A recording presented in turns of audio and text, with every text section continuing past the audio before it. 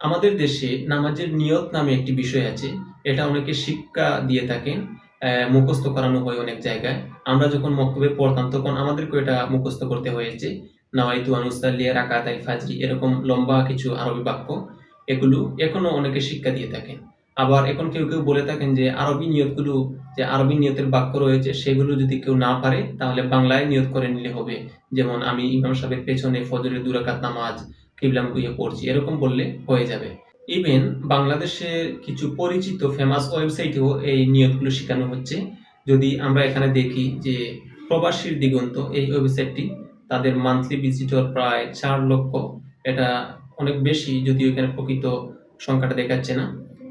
এই ওয়েবসাইটটিতে বলা হচ্ছে যে নামাজের নিয়ত কিভাবে করতে হবে। ফজরের নামাজ, ফজরের ২ রাকাত সুন্নত নামাজের নিয়ত নাওয়াইতু আন উসাল্লিয়া লিল্লাহি তাআলা রাকাতাই সালাতুল ফাজরি, এভাবে তারা এটা শিখাচ্ছে। প্রায় সব নামাজের নিয়তই এখানে তারা শিখাচ্ছেন। তারপর আরেকটি ওয়েবসাইট, এটা হচ্ছে কালবেলা। এই কালবেলা ওয়েবসাইটটিতে তারা নামাজের নিয়ত শিখাচ্ছেন। নাওয়াইতু আন উসাল্লিয়া লিল্লাহি তাআলা রাকাতাই সালাতুল ফাজরি, এভাবে তারা নামাজের নিয়তগুলো শিখাচ্ছেন। তো এখন কথা হচ্ছে এই যে নামাজের নিয়ত আমাদের দেশে শেখানো হয় বিভিন্ন বইয়ে, বিভিন্ন মক্তবে, মাদ্রাসায় বা এই ওয়েবসাইটে, এগুলোর আসলে ভিত্তি কি? কোরআন এবং সুন্নাহ এগুলো আমাদেরকে শিখতে উৎসাহিত করেছে বা কোরআন এবং সুন্নাহ এগুলো শেখার পক্ষে রেফারেন্স রয়েছে কিনা, এই বিষয়টি নিয়ে আমরা এই ভিডিওতে আলোচনা করছি। প্রথমে আমরা জেনে নেই নামাজের নিয়াহ আসলে কি। নামাজে নিয়ত করা হচ্ছে ফরজ। নামাজের কিছু ফরজ রয়েছে, নামাজের বাহিরে কিছু ফরজ, নামাজের ভিতরে কিছু ফরজ। আর নামাজের বাহিরের ফরজগুলোর মধ্যে একটি হচ্ছে নিয়ত করা। এখন এই নিয়তটি কিভাবে করতে হবে? নিয়ত আরবি শব্দ, তার বাংলা হচ্ছে ইচ্ছা। এখন আপনি যখন ইচ্ছা করবেন, ইচ্ছা এটা মুখ দিয়ে পাঠ করার কোনো বিষয় নয়, মন থেকে এটা করতে হয় এবং এর সম্পর্ক মনের সাথে। মুখ দিয়ে যখন আপনি উচ্চারণ করছেন, এটা হচ্ছে নিয়ত করা নয় বরং নিয়ত পড়া।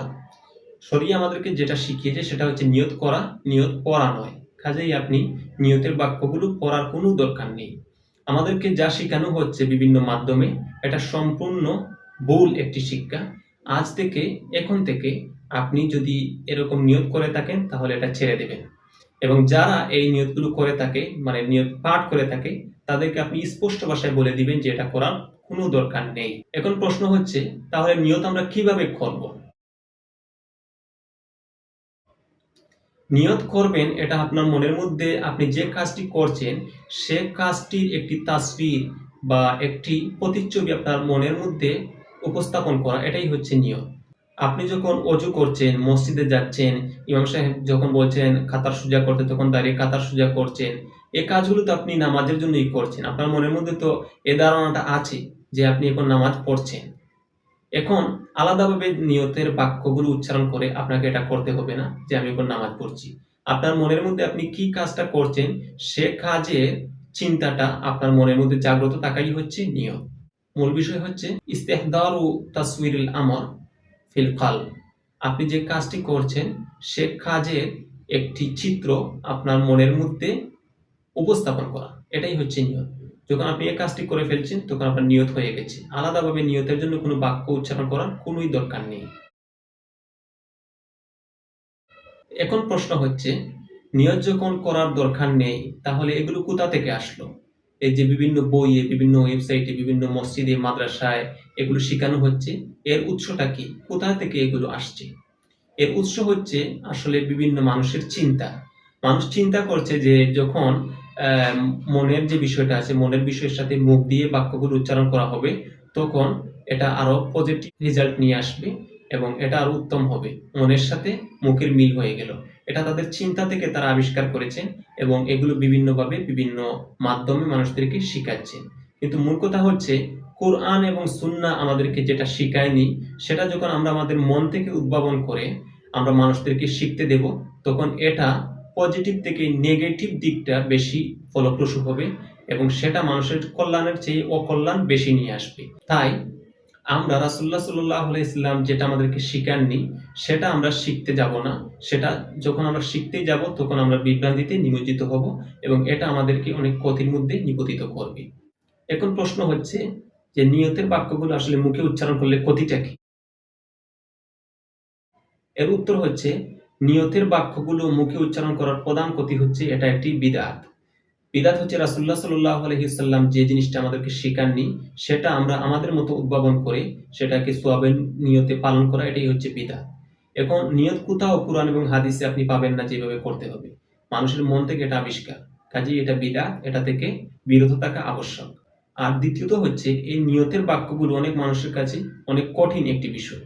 এই নিয়ত জানে না বলেই অনেক মানুষ মসজিদে গিয়ে নামাজ পড়ে না। আমি এরকম কিছু মানুষ পেয়েছি যারা নিয়তের বাক্যগুলো জানে না বলে তারা মসজিদে যায় না। তাদের যুক্তি হচ্ছে নিয়তই জানি না, তাহলে মসজিদে গিয়ে কি করব?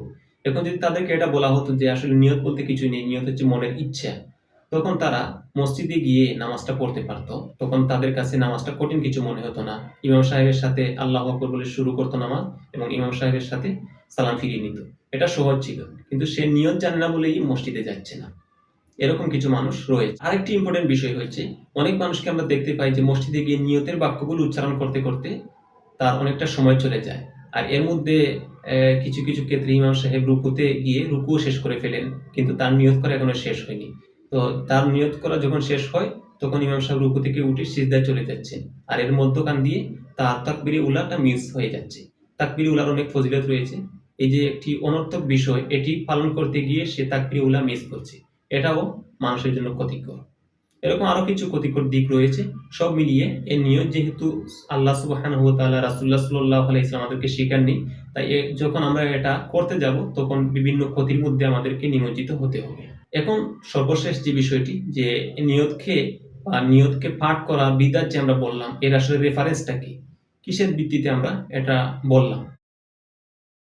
প্রথমেই আমরা এটা বলে দিয়েছি যে কোরআন এবং হাদিসে কোথাও আমাদেরকে নিয়তের বাক্যগুলো উচ্চারণ করার কথা শিক্ষা দেওয়া হয়নি।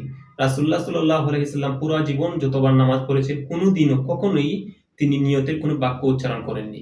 সাহাবায়ে কেরাম কখনোই নিয়তের কোনো বাক্য উচ্চারণ করেননি। এমনকি প্রধান ৪ ইমাম তারাও কোনো জায়গায় নিয়তের বাক্য বলে কোনো কিছু আমাদেরকে শিখাননি।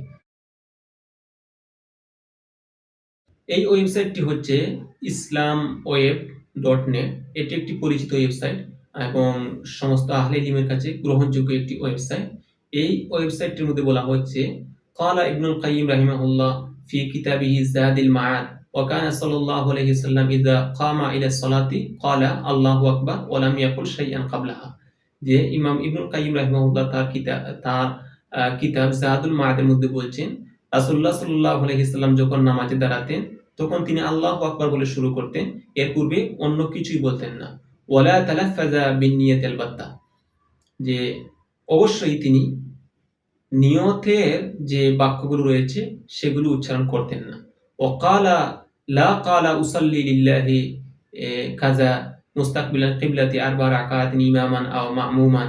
তিনি এটা বলতেন না যে আমি কিবলামুখী হয়ে ৪ রাকাত নামাজ আদায় করছি ইমাম হয়ে অথবা মুক্তাদি হয়ে। ওয়ালা কালা আদাআন ওয়ালা কাদাআন ওয়ালা ফারদাল ওয়াক্তি, যে তিনি এটাও বলতেন না আমি আদায় করছি বা কাজা করছি বা নামাজের কোন ওয়াক্তের ফরজ নামাজ, এটা তিনি বলতেন না। এ ধরনের কিছু তিনি বলতেন না। ওয়া হাযিহি আশরু বিদইন লাম ইয়ানকুল আনহু আহাদুন কাত্তু, এগুলো হচ্ছে ১০টি বেদাত যেটা রাসূলুল্লাহ সাল্লাল্লাহু আলাইহি ওয়াসাল্লাম থেকে কোনো কিছুই প্রমাণিত নয় বা এটার কোনো সূত্র রাসূলুল্লাহ সাল্লাল্লাহু আলাইহি ওয়াসাল্লামের সাথে সংযুক্ত নয়। বিইসনাদিন সাহিহিন ওয়ালা দাঈফিন, এর কোনো সহিহ সূত্র বা দুর্বল সূত্র কোনো কিছুই নেই। ওয়ালা সনাদা মুরসাল লফজাতান ওয়াহিদাতান মিনহা আলবাত্তাতা, এবং কোনো মুরসাল সনদে একটি শব্দও নেই এই বিষয়ে। বাল ওয়ালা আন আহাদিম মিন আসহাবিহি, এমনকি রাসূলুল্লাহ সাল্লাল্লাহু আলাইহি ওয়াসাল্লামের কোনো সাহাবী থেকেও এটি প্রমাণিত নয়। ওয়ালা ইস্তাহসানাহু আহাদুম মিনাত তাবিঈন, তাবিঈনদের মধ্য থেকেও নিয়ত করাকে বা নিয়ত পাঠ করাকে কেউই গ্রহণযোগ্য সুন্দর কোনো কাজ হিসেবে গ্রহণ করেননি। ঠিক একইভাবে ৪ ইমাম, যারা প্রসিদ্ধ ৪ ইমাম রয়েছেন, ইমাম আবু হানিফা, ইমাম মালিক, ইমাম শাফিঈ, ইমাম আহমদ ইবনে হাম্বল, এই ৪ জন ইমামের কেউই নিয়তকে আমাদের জন্য শিক্ষণীয় কোনো বিষয় হিসেবে গ্রহণ করেননি বা এটা শিক্ষা আমাদেরকে দেননি। এই ভিডিওতে আমরা নিয়তের বিষয়টি নিয়ে বিস্তারিত আলোচনা করলাম এবং আমরা এটা প্রমাণ করলাম যে আসলে নিয়ত বলতে আমাদের দেশে যে শিক্ষাগুলো দেওয়া হচ্ছে এটি একটি ভুল শিক্ষা। এরকম কোনো শিক্ষা ইসলাম আমাদেরকে দেয়নি। কাজেই আমাদের চারপাশে যারা নিয়তের নামে এসব বাক্যগুলো শিখিয়ে থাকেন তাদেরকে আমরা এটা বলবো যে আসলে এরকম কিছু শিখানোর প্রয়োজন নেই এবং যথাসাধ্য আমরা মানুষদেরকে এটা থেকে বিরত রাখার চেষ্টা করব। ইনশাআল্লাহ আল্লাহ সুবহানাহু ওয়া তাআলা আমাদেরকে এর উত্তম প্রতিদান দান করবেন।